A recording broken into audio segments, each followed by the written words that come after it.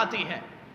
اور اگر انسان کو یہ سب سے ادنا نعمت ہے جو جسے ہم اپنی نظروں کے اندر غلاظت سمجھتے ہیں، اگر رب کائنات کی طرف سے اس کے اندر ایک رائی کے دانے کے برابر کمی ہو جائے تو بندے کو بیماریاں لاحق ہو سکتی ہیں۔ اور یہ خدا کا فیصلہ تو ہے ہی۔ آج کے سائنسدان اور ڈاکٹر بھی یہ بات کہتے ہیں، جب تک انسان کو تھوک پورا آتا رہتا ہے انسان کو سانس کی بیماری نہیں ہوتی۔ تو میرے مالک کی اگر ادنا نعمت کو بھی دیکھا جائے اور جسے ہم غلاظت سمجھتے ہیں، اگر اس پہ بھی توجہ کی جائے تو ہم ساری زندگی خدا کا شکر ادا کرتے رہیں تو اس کا حق نہ ادا ہو۔ اسی طرح انسان اگر اپنے اوپر توجہ کرے تو ایک دن کے لیے اگر اس کا پیشاب یا پیخانہ بند ہو جائے تو انسان اتنی تکلیف میں آتا ہے کہ وہ یہ سمجھتا ہے مالک سے بہتر ہے کہ مجھے موت دے دے، ایسی دعائیں کرنے لگ پڑتا ہے، ایسے نامناسب جملے کہنے لگ پڑتا ہے۔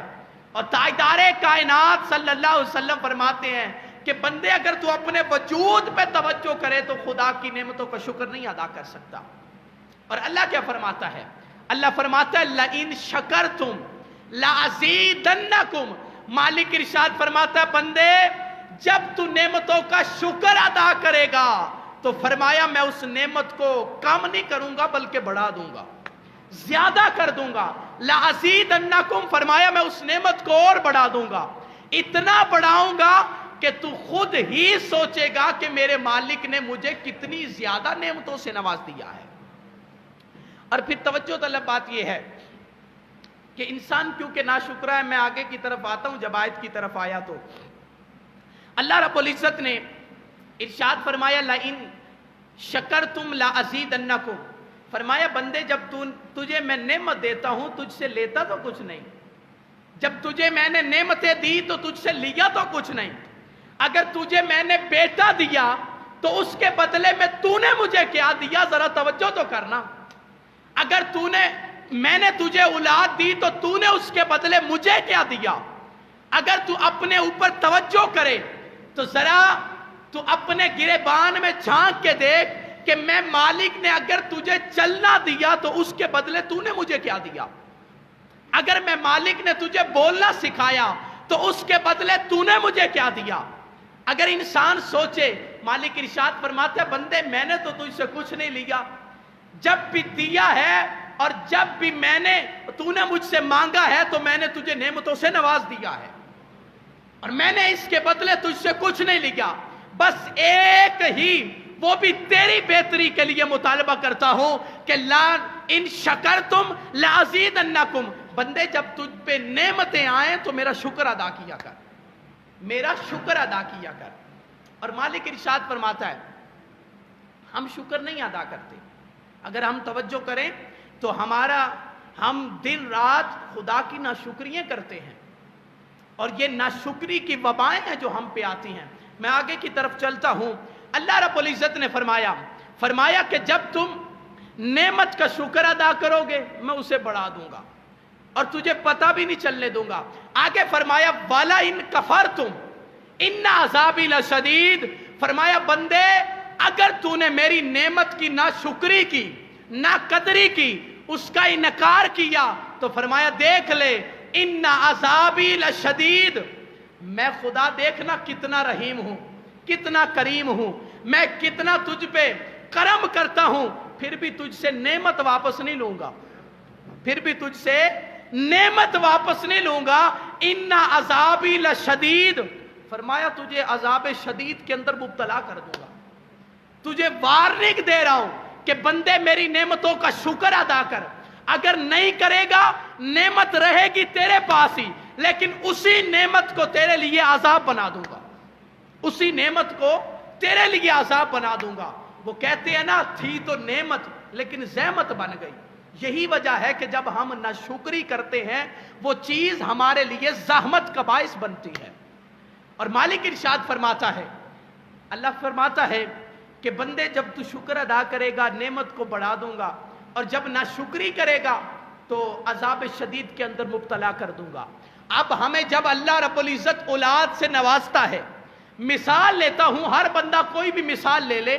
اللہ رب العزت جب بیٹا عطا کرتا ہے, اگر تو اللہ کے بتائے ہوئے طریقے پہ اس بیٹے کی پرورش کی تو پھر تو خدا کے شکر کا حق ادا ہو جائے گا, خدا کا شکر کا حق ادا ہو جائے گا. اگر بیٹے کی پرورش دنیا داری کے لیے کی, اگر بیٹے کو دنیا دار بنایا اور بیٹے کو فقط دنیا سکھائی, تو پھر سن لیجئے رب فرماتا ہے بندے تو نے میری ناشکری کی اور پھر اسی بیٹے کو تیرے لیے عذاب بنا دوں گا. وہ کس طرح؟ وہی بیٹا جب بڑا ہوتا ہے, رب بیٹا واپس نہیں لیتا. یہ نہیں ہوتا کہ بندے نے ناشکری کی تو صبح بیٹا فوت ہو گیا, ایسا نہیں ہوتا. بیٹے کی جب موت کا وقت اٹل فیصلہ ہے وہ تو آنی ہی آنی ہے, لیکن میرا مالک نعمت دیتا ہے واپس نہیں لیتا, بلکہ اسی نعمت کو عذاب بنا دیتا ہے جب بندہ ناشکری کرتا ہے. پھر بیٹا نافرمان ہو جاتا ہے, اور سب سے پہلی زحمت جو ہوتی ہے وہ اپنے والد کے گریبان کو پکڑتا ہے, اس کی ہی باتوں کو ٹالتا ہے, اس کے ہی سامنے جھوٹ بولتا ہے, اس کی ہی زندگی کو عذاب بناتا ہے. اب ذرا توجہ کیجئے گا کہ بیٹا تھا تو نعمت, رب کی طرف سے ملی تو نعمت, لیکن انسان نے رب کی ناشکری کی. اور شکر فقط یہ نہیں کہ انسان کہتا رہے مالک تیرا شکر ادا کرتا ہوں, تیرا شکر کرتا ہوں, تو نے مجھے یہ چیز دی تیرا شکر کرتا ہوں. بے شک یہ بھی شکر کی ایک قسم ہے, لیکن انسان اپنے اعمال سے بھی تو رب کی بارگاہ میں یہ ثابت کرے نا کہ تیرا شکر ادا کرتا ہوں. اب فقط زبان سے اللہ نے زندگی دی ہے, جسم دیا ہے, اب ساری زندگی انسان کہتا ہے اللہ نے صحت عطا کی ہے تو کہتا تو رہے کہ میں تیرا شکر ادا کرتا ہوں, تو نے مجھے صحت دی ہے, لیکن شکر تب ہی ادا ہوگا جب اسی صحت کے ذریعے سے روزہ رکھے گا. اللہ نے جسم دیا ہے, شکر تب ہی ادا ہوگا جب اس جسم کے ذریعے سے نماز ادا کرے گا. اللہ نے سر عطا کیا ہے, شکر تب ہوگا جب در خدا پہ جھکائے گا. یہ شکر ہے, اور یہ شکر کی حقیقت ہے. جب بندہ خدا کے آگے, خدا نے جس جس چیز کے لیے بندے کا جسم بنایا, جس جس چیز کے لیے وہ نعمت عطا کی, اس کی حقیقت کو سمجھ کے خدا کا شکر ادا کرے گا تو میرا رب راضی ہو جائے گا. پھر اس نعمت کے اندر اضافہ فرما دے گا, لَأَزِيدَنَّكُمْ, اس نعمت کو اور بڑھا دے گا. اب بہت سارے, میرے اندر بھی بہت ساری ایسی کمیاں ہیں, ہم سب کے اندر کمیاں ہیں. یہ اس وجہ سے آپس کے اندر گفتگو ڈسکس ہوتی ہے تاکہ ہم اپنے آپ سے یہ کمیاں دور کر لیں. اللہ ہمارے دل پہ کسی بات کی چوٹ لگا دے اور ہمارا دل اس طرف مائل ہو جائے کہ ہم ہر وقت خدا کا شکر ادا کریں اور اس کے در دولت پہ جھک کر رہیں. اب مالک ارشاد فرماتا ہے, کیا فرماتا ہے؟ فرمایا لَإِن شَكَرْتُمْ لَأَزِيدَنَّكُمْ وَلَئِن كَفَرْتُمْ إِنَّ عَذَابِي لَشَدِيدٌ. فرمایا بندے شکر ادا کرے گا نعمت کو بڑھا دوں گا, اگر نہ شکری کرے گا اسی نعمت کو تیرے لیے عذاب بنا دوں گا. اور یہ مفہوماً ترجمہ عرض کر رہا ہوں کہ اسی نعمت کو تیرے لیے عذاب بنا دوں گا. اب نعمت تو رب نہیں چھینتا. وہ کسی نے کیا خوب کہا تھا کہ میرا رب جب ناراض ہوتا ہے نا, بند کر دو اسے, میرا رب جب ناراض ہوتا ہے نا تو وہ روٹی نہیں چھینتا. میرا رب جب ناراض ہوتا ہے نا وہ سورج کو نہیں کہتا کہ اس کے آنگن کے اندر فلاں بندے کے ساتھ میں ناراض ہوں, اس کے آنگن کے اندر روشنی نہیں کرنی. وہ رب نہیں کہتا بادلوں کو کہ اس گھر کے اندر بارش برسانی ہے, اس گھر کے اندر نہیں برسانی.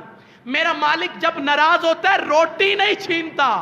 جب مالک ناراض ہوتا ہے تو اپنے در پہ نہیں آنے دیتا, اپنا شکر ادا نہیں کرنے دیتا. وہ مالک کو, یہ بندے کو یہ توفیق ہی نہیں دیتا مالک.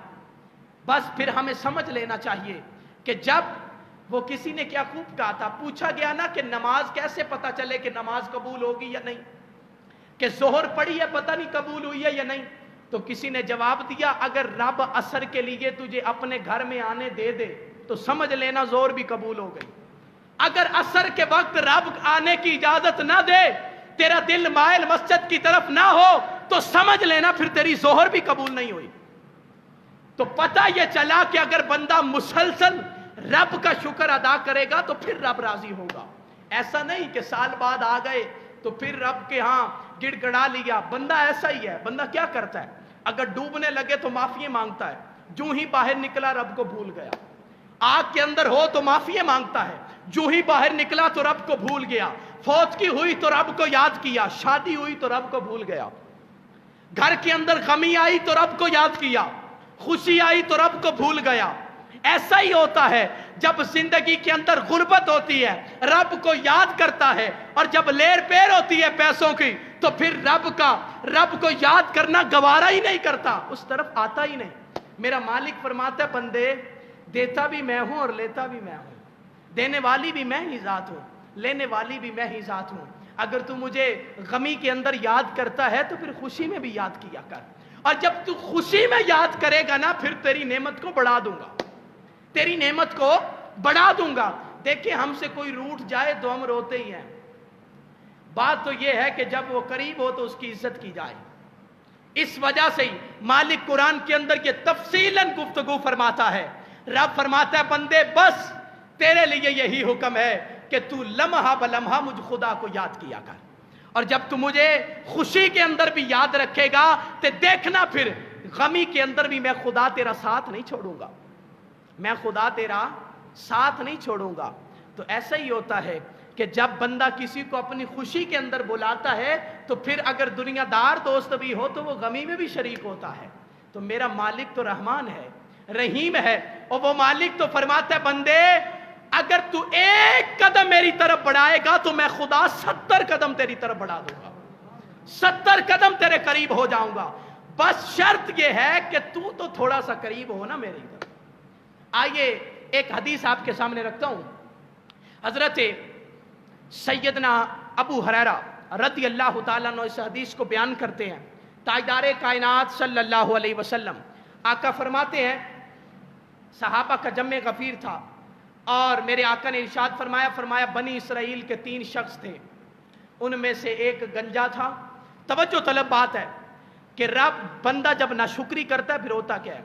दूसरा बंदा नबीना था, और फरमाया जो उनमें से तीसरा था वो कोड़ी का मरीज था, यानी उसका जिस्म सारा खराब था, पीप पड़ी हुई थी जिस्म पे, यूं समझे कि फिंसियां ही फिंसियां थी, अगर मैं सादा अंदाज में समझा सकूं तो 3 बंदे थे।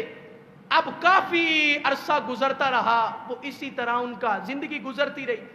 अल्लाह की तरफ से इम्तिहान का वक्त करीब आ गया। क्या हुआ कि एक दिन फरिश्ता उनके करीब आया इंसानी शक्ल के अंदर, और आके पूछते, फरिश्ते ने सबसे पहले पूछा जो कोड़ी का मरीज था, जिसका जिस्म सलामत ना था, जिसके जिस्म पे पीप थी, जिसके जिस्म से पे छाले बने हुए थे, जिस्म सलामत ना था, चेहरा भी नजर देखने को जी नहीं करता था। अब जब वो फरिश्ता करीब आया, पूछा तुझे क्या चाहिए खुदा से? कहने लगा बस जिस्म ठीक हो जाए ना तो खुदा की और किसी नेमत की जरूरत नहीं, जिस्म ठीक हो जाए मेरा तो खुदा की किसी और नेमत की जरूरत ही नहीं। जब ये बात की तो फरिश्ते ने कहा किसी और नेमत की फिर जरूरत नहीं होगी? कहने लगा ना, बस जिस्म ठीक हो जाए, मैं खुदा का शुक्र अदा क़यामत तक करता रहूंगा। अब फरिश्ते ने कहा ठीक है तेरा जिस्म ठीक हो जाएगा। फरिश्ते ने हाथ उठाए, उसका जिस्म ठीक हो गया। जब जिस्म ठीक हुआ फरिश्ते ने पूछा, कहा बता तो सही, जिंदगी में कोई और भी तो जरूरत होगी, एक बता दे वो भी तुझे मिल जाएगा। उसने कहा फिर मुझे एक ऊंट चाहिए, एक ऊंट चाहिए। हदीस की कुतब के अंदर आका फरमा रहे हैं, और ये बात आका सहाबा को बता रहे हैं। आका ने फरमाया, उस फरिश्ते ने पूछा कि बता फिर तुझे दुनियादारी के लिए भी तो कोई चीज चाहिए ना? कहने लगा बस एक ऊंट चाहिए। फरिश्ते ने कहा ऊंट नहीं, तुझे ऊंट नहीं देता हूं, चंद दिनों के बाद वही बच्चा देगी, वो बड़ा ऊंट बन जाएगा और उससे ही तुझे बरकत होगी। फरिश्ते ने फौरन फरिश्ता अपनी हाथ में दे दी।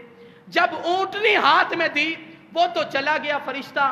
तो ताजदार कायनात सल्लल्लाहु अलैहि वसल्लम के गुलामों, फरिश्ता तो चला गया, अब इसके यहां उसी ऊंटनी से बच्चा पैदा हुआ, फिर उसके यहां ये रेवड़ बन गए ऊंटनियों के और ऊंट के। जब रेवड़ बने अब वो फरिश्ता दूसरे के पास चला गया। जब दूसरे के पास गया वो सर से गंजा था। उसे कहा तुझे क्या चाहिए? कहने लगा और कुछ नहीं, लोग मुझे मजाक करते हैं, ताना कसते हैं, मेरे सर पे जब से पैदा हुआ हूं एक बाल भी नहीं आया, बस खुदा मुझे बाल दे दे, जुल्फे दे दे, खुदा का सारी जिंदगी शुक्र अदा करूंगा। अब फरिश्ते ने कहा कि खुदा अगर तुझे बाल दे दे तो किसी और चीज की तो जरूरत नहीं? कहने लगा नहीं, ایک چیز کی ضرورت ہے, اگر کاش اللہ مجھے کہیں گائے دے دینا ایک, تو پھر میں رب کا بے حد قیامت تک شکر گزار ہوں گا. اب توجہ طلب بات یہ ہے, منہ سے شکر شکر کہنا بڑی بات ہے, عمل سے شکریہ ادا کرنا یہ بہت مشکل بات ہے.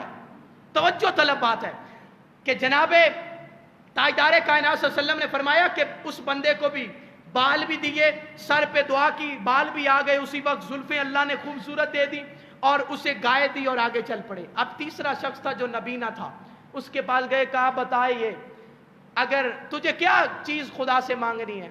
وہ کیا مثال بھی ہے کہ انے کو سوجے دو آنکھیں, کہ اسے تو بس آنکھیں ہی چاہیے تھی, اور آنکھیں اتنی بڑی نعمت ہے کہ بندہ ہر چیز کے بغیر تو گزارا کر لیتا ہے, لیکن آنکھوں کے بغیر گزارا مشکل ہو جاتا ہے, بہت مشکل ہو جاتا ہے. ایک آنکھ کے اندر, اور آنکھ تو بہت بڑی نعمت ہے. اب میں تفصیل کے اندر نہیں جاتا کہ یہ کتنی بڑی نعمت ہے. دنیا کے سائنٹسٹ اور جتنے بھی سائنسدان ہیں انہوں نے اس پہ کتنی سرچ کی ہے, میں اس طرف نہیں جاتا, حالانکہ میں کچھ مواد لے کے حاضر ہوا تھا. اب میرے مصطفیٰ فرما رہے ہیں کہ اللہ نے اسے آنکھیں بھی دے دی. اور ایک صحابی رسول میرے مصطفیٰ کی بارگاہ بھی آیا تھا, عرض کی آقا بڑی دیر سے دعائیں مانگ رہا ہوں, آج آپ کا در دولت جوش کے اندر ہے, رحمت جوش میں ہے, مجھے آنکھیں تو دے دیجیے.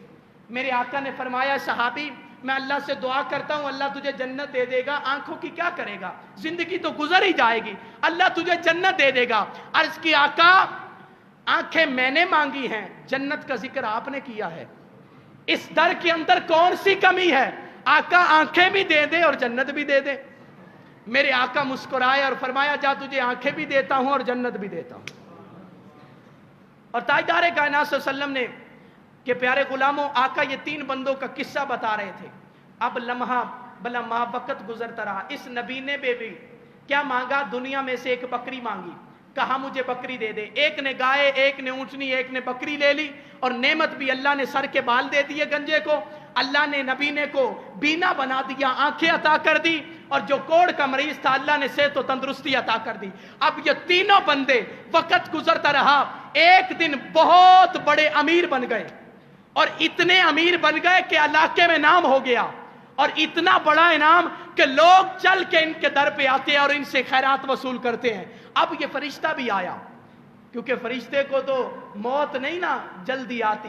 فرشتہ جب آیا, اور جب آیا پہنچا, سب سے پہلے وہ کس کے پاس گیا, جس کے سر کے بال جسے دیے تھے, اس کے پاس گیا اور اسے کہا کہ یار تجھے میں نے تیرے پاس بہت ساری گائے ہیں, میں ایک مسافر ہوں, مجھے کھانا دے دے, اور میں چاہتا ہوں کہ تو مجھے ایک گائے بھی دے دے.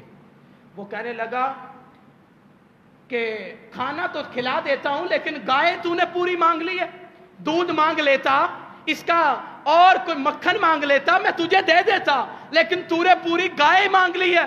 پتہ ہے میں نے کتنی محنت کے ساتھ یہ گائے بنائی ہے, یہ گاؤں کے کتنی خدمت کرتا ہوں, میں کتنی اس کی خدمت کرتا ہوں, تجھے معلوم ہے. وہ کہنے لگا یار میں نے سنا ہے کہ تو سر سے گنجا تھا, تجھے اللہ نے بال بھی دیے اور گائے بھی دی, اور تو کہتا ہے کہ میں نے بڑی محنت سے بنائے. وہ کہتا نا یہ میری نعمت محنت ہے. یہ لوگ تو ایسی ہی باتیں کرتے ہیں, نہ شکری کی, اور جو ہی نہ شکری کی. اب فرشتے نے کہا میں وہی فرشتہ ہوں جس نے تجھے بال بھی دیے تھے اور گائے بھی دی تھی.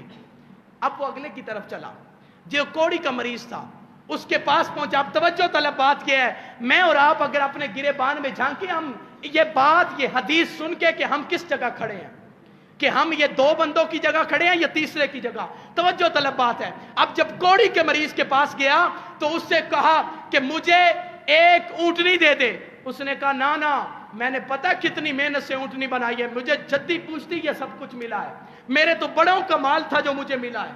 کہا تیرے بڑوں کا مال تھا, میں تو کہتا ہوں کہ تجھے ایک اونٹنی دی گئی تھی خدا کی طرف سے, اور تیرے جسم کو صحیح سلامت بنایا گیا تھا, اور تو کہتا ہے میرے بڑوں کی طرف سے ملا. کہا نا لوگ تو ایسے باتیں کرتے ہی رہتے ہیں, مجھے اپنی محنت سے ملا ہے اور بڑوں کی وجہ سے ملا ہے. فرشتے نے کہا میں وہی فرشتہ ہوں کہ جو پہلے تیرے پاس آیا تھا اور تیرے جسم کو بھی ٹھیک کر گیا تھا اور تجھے اونٹنی بھی دے گیا تھا. اب تیسرے کے پاس گیا جو نبینا تھا, اللہ نے اسے بینا بنایا تھا. اب جب اس کے پاس گیا اسے کہا کہ مجھے ایک بکری چاہیے, خدا کے نام پہ ایک بکری دے دے.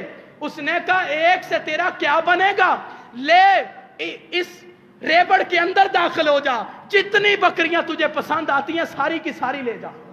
क्यों? कि तूने खुदा के नाम पे मांगा है, ले जा सारी की सारी। क्यों? कि मैंने कौन सा ये मेहनत से बनाई है, मुझे कौन से मेरे बड़ों ने दी है, दी तो खुदा नहीं है ना।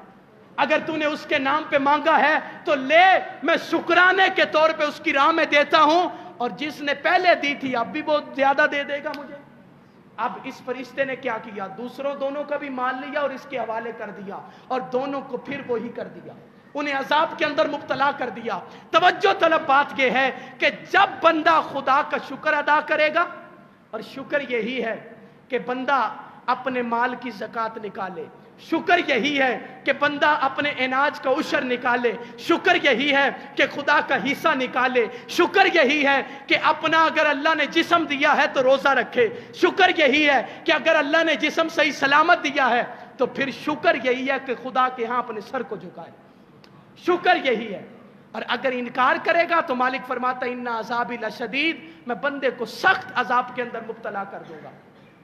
और आखिरी बात समझाने के तौर पे अर्ज करता हूं कि ताजदार कायनात सल्लल्लाहु अलैहि वसल्लम के गुलामों, जिन लोगों के ये घुटने काम नहीं ना करते, उनसे पूछिए कि सजदा कितनी बड़ी नेमत है। जो लोग बूढ़े हो चुके हैं और उनसे सजदा नहीं ना होता, उनसे पूछिए कि सजदा कितनी बड़ी नेमत है। इंसान असल में जब वक्त गुजर जाता है तब उसे सोच आती है। मेरे आका का फरमान है, आका फरमाते हैं इंसान जल्दबाज है, और जब इंसान जल्दी के अंदर वो वक्त गुजार देता है फिर पछताता है। अब उनसे पूछिए, जब बंदा बूढ़ा हो जाता है फिर मस्जिद के करीब आता है, लेकिन उस वक्त फिर उतना फायदा नहीं होता जितना जवानी के आलम के अंदर होता है। जब ये घुटने खत्म हो जाते हैं तब आता है। अल्लाह सबको सलामत रखे। अगर हो जाए तो फिर जवानी के आलम के अंदर इबादत की हो तो अल्लाह बुढ़ापे के अंदर भी सुकून देता है। अगर सजदा की तौफीक ना भी हो तो बंदा ये तो कहता है ना कि जवानी में भी तो सजदे किए थे ना, अल्लाह उनका अजर अता करेगा। तो मैं ये बात समझाना चाहता हूँ, इसी तरह जब बंदे से नेमत छिन जाती है ना, अब माह मुकद्दस माह रमज़ानुल मुबारक आया, गुजर गया, किसी ने तो नेमतें लूट ली, रहमतें लूट ली, लेकिन बहुत सारे मेरे जैसे नकम्मे ऐसे भी थे जिन्होंने माह मुकद्दस में एक भी नमाज ना अदा की, एक भी रोज़ा ना रखा, तो वो लोग फिर पछताएंगे। यहां नहीं तो कब्र में तो पछताना पड़ेगा। यहां अगर पछतावा ना हुआ तो कब्र में तो पछताना पड़ेगा। और आला हजरत फरमाते हैं, आज ले उनकी पनाह, आज ले उसकी पनाह, आज मदद मांग उसके, फिर ना मानेगा कयामत में। अगर मान गया बंदा तो कयामत में मान जाएगा, फिर खुदा नहीं मानेगा। तो दुआ अल्लाह रब्बुल इज्जत हमें हर नेमत पे शुक्र अदा करने की तौफीक अता फरमाए। और